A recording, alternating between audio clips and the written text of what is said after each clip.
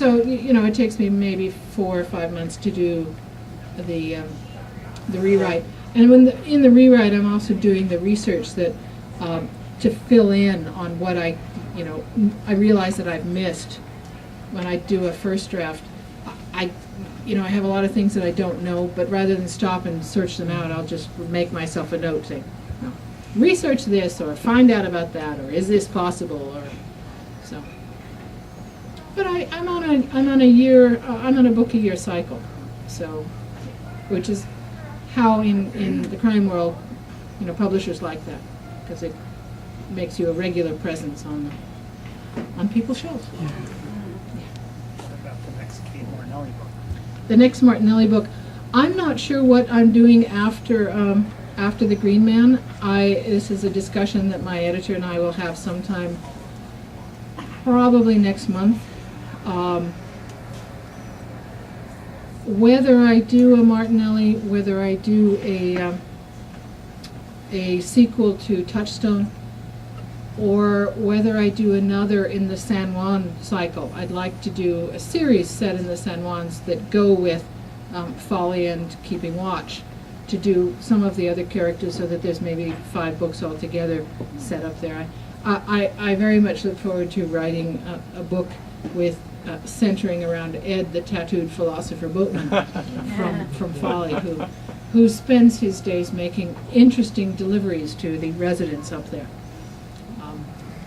And I am assured by the residents of the San Juan Islands that, yes, there are people just like Ed up there. So the research will be interesting for that one. Yeah.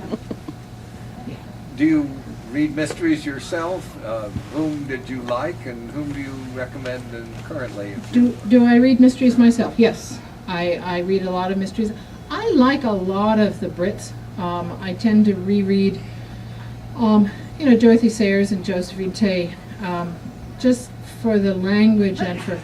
Tay writes a mean plot. I mean, she does the most amazing things with plots. You just shake your head and say, how did you get there? And I think my favorite Brit is Peter Dickinson. His adult novels are just pure genius. Very few of them in print at the moment, but just gorgeous pieces of work.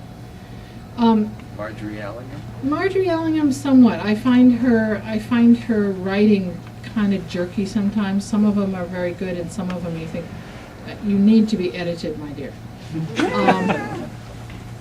There's a number of books that have just come out. One of my favorites recently is The Sweetness at the Bottom of the Pie. Have you seen that one? It's a physically lovely book. It's a small book, but it's about a young girl who could easily be Mary Russell.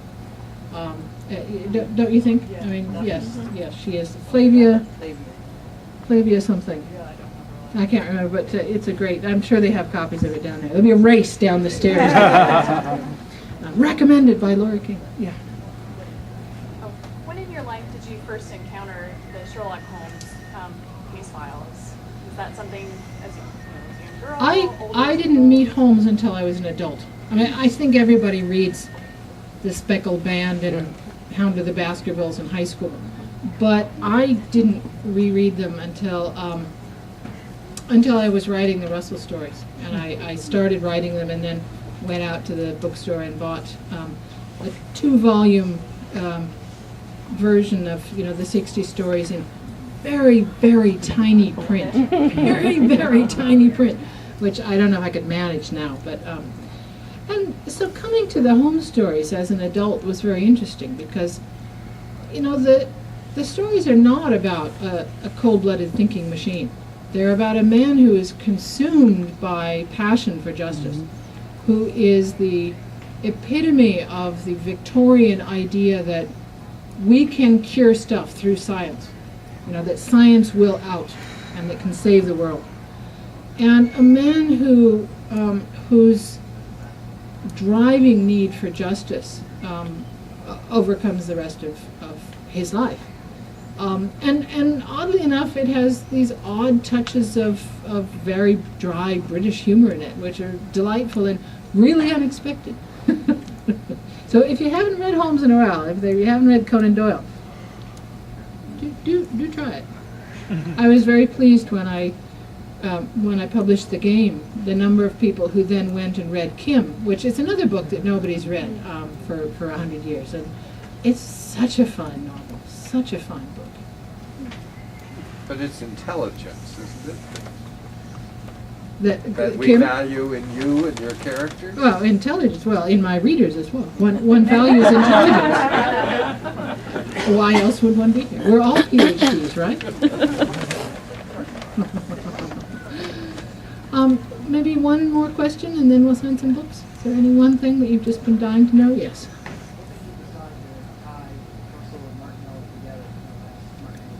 What made me want to tie the two series together?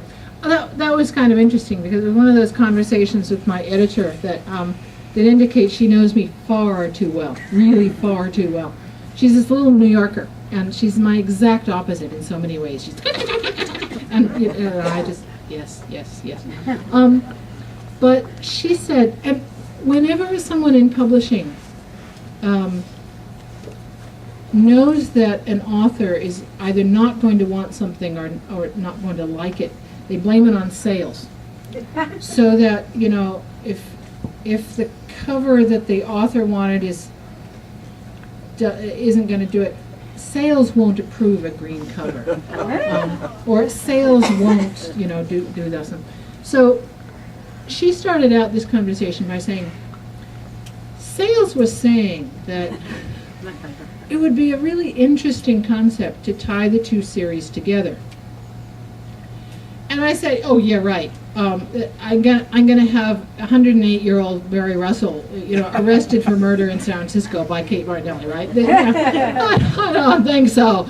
And so, I just completely blew her off and, was talking about what else I was doing, which was writing Touchstone at that point.